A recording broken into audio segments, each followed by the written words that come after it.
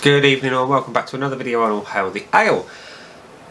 Tonight I'm going to be drinking, well, now I'm going to be drinking a beer that could very well divide people. You already know what it is because you clicked on the video, but there are some people who love it, there are some people who hate it, there are some people who think it should never be brewed, there are some people who think that worse things cannot be found.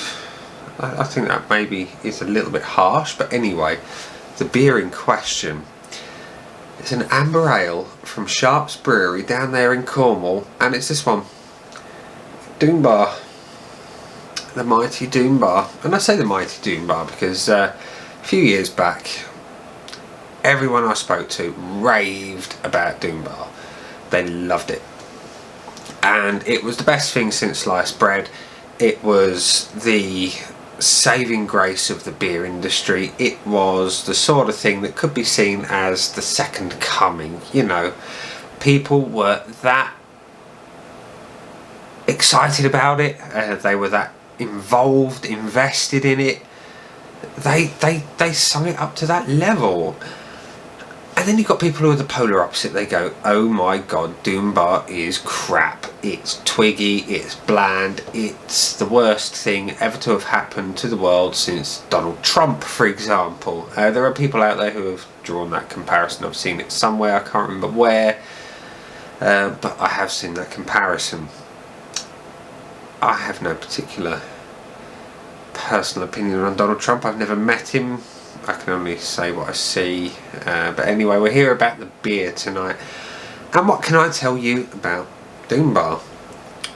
Well, it's brewed by Sharps, who are based in Rock in Cornwall. It's an amber ale that's balanced and moorish according to the label and weighs in at 4.3% ABV. And it says, where does it say it?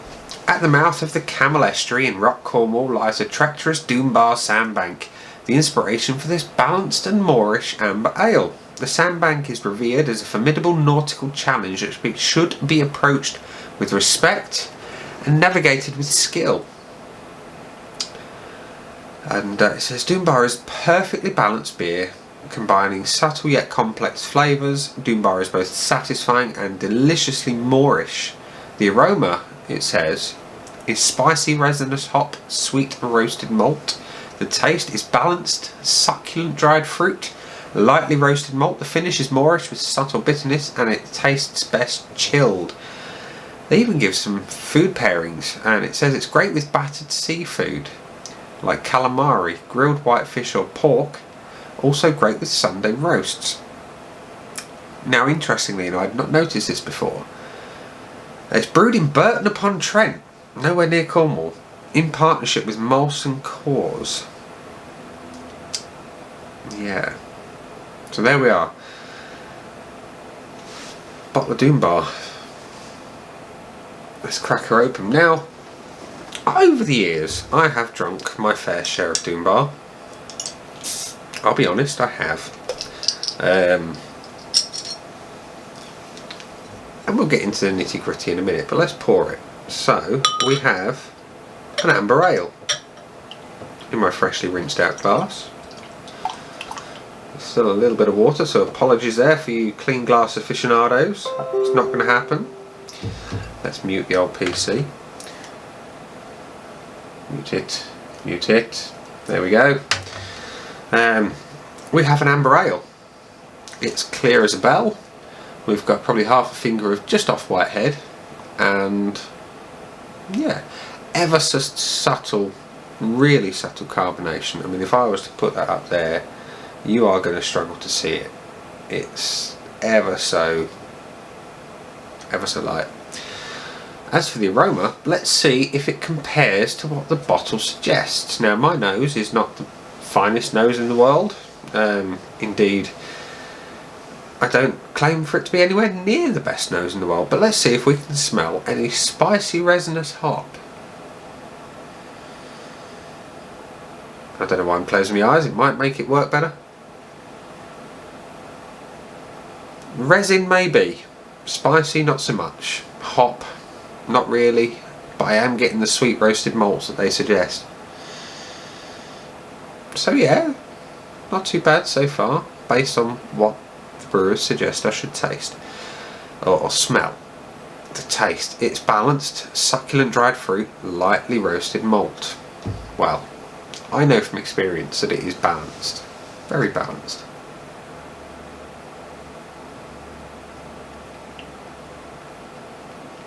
And this particular pint is no different. It is ridiculously well balanced. Now, the bit I have issues with is the succulent dried fruit. I'm not so sure on that. I mean, when I think succulent dried fruit, I think apricots, I think raisins, I think papaya, I think of guava, all those kind of things that you would perhaps find in a trail mix. God, that makes me sound pretentious. But no. Or the contents of a good fruit cake, like a Dundee cake. I'm not getting a huge amount of that, but I am getting plenty of sweet, rich malt. And a subtle balance of hop. Never a huge amount of hop. The finish is moreish. Well, that's very subjective. You either like it or you don't. If you like it, you're going to want more. If you don't, you're never going to want to drink it again. Subtle bitterness, I can't really disagree with that.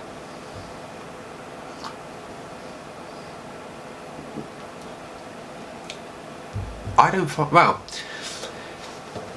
maybe I'll change it to very subtle, because it's not that bitter to me.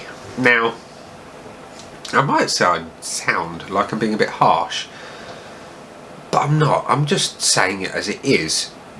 What I can say for Doombar though is it's reliable. Everywhere I've drunk it, and that's many places, it's always been the same. I've never had variation. It's always tasted fresh, it's always tasted malty, it's always tasted rich. It tastes like Doombar, and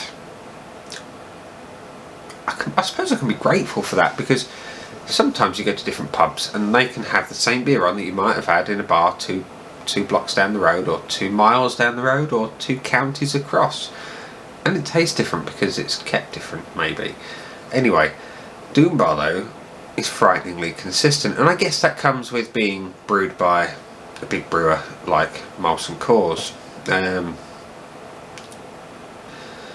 Yeah, I mean, it's never going to set anyone's world on fire unless you are very easily pleased. And that sounds like criticism, but it's not, if that makes sense. Because it's so well balanced, it's never going to appeal to someone who, like myself, loves them really hoppy and punching you in the face with a massively complex hop profile. Or I like them dark and incredibly rich and fruity. Take, for example, a big imperial stout with oodles of coffee flavour and lots of bitterness. Doombar is never going to deliver that.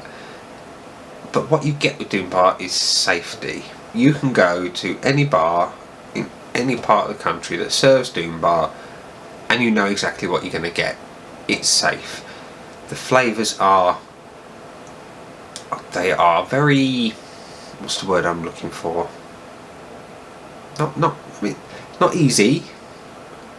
Consistent, balanced, and going to appeal to a wide range of people, but they're never going to appeal to hardcore fans of anything particularly heavy, hoppy, or indeed ultimately very rich. Just checking, I did turn on the microphone, otherwise I've been rambling into a camera for ages for no real reason. So yeah, so Doombar, it's never going to set anyone's world on fire, but you're always guaranteed a decent pint of Doombar wherever you go. So on that glorious note, let's come to a bit of a score. Would I buy this again? Well, the fact that I've already drunk it and I've got another bottle of it here suggests I would. Why?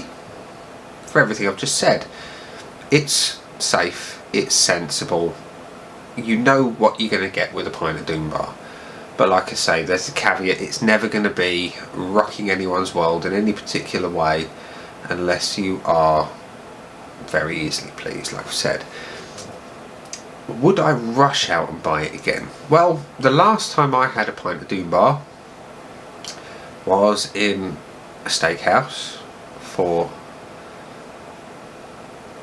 my stepdaughter's birthday, and that was at the beginning of the month. We're now at the end of the month, so I've had one a month, and would I call that rushing out? No, I probably wouldn't. So I'm not going to score it overly high. It's not got the huge hop flavours that I love. Yeah, and I know that sounds like I'm being critical, but I'm not. So I would buy it again. I wouldn't rush out and buy it again. I like the balance, I like the malt. It's not got a huge amount of anything in particular, so I'm going to score Sharps Molson Coors Doom Bar 3.5 out of 5. And on that bombshell, I'm going to go and edit this video, get it uploaded, and see how many people like Doom Bar, hate Doom Bar. Be good to see. Whenever you watch this video, stick a little comment in the comment section down below and let me know what you think of Doom Bar, whether or not you hate it or love it.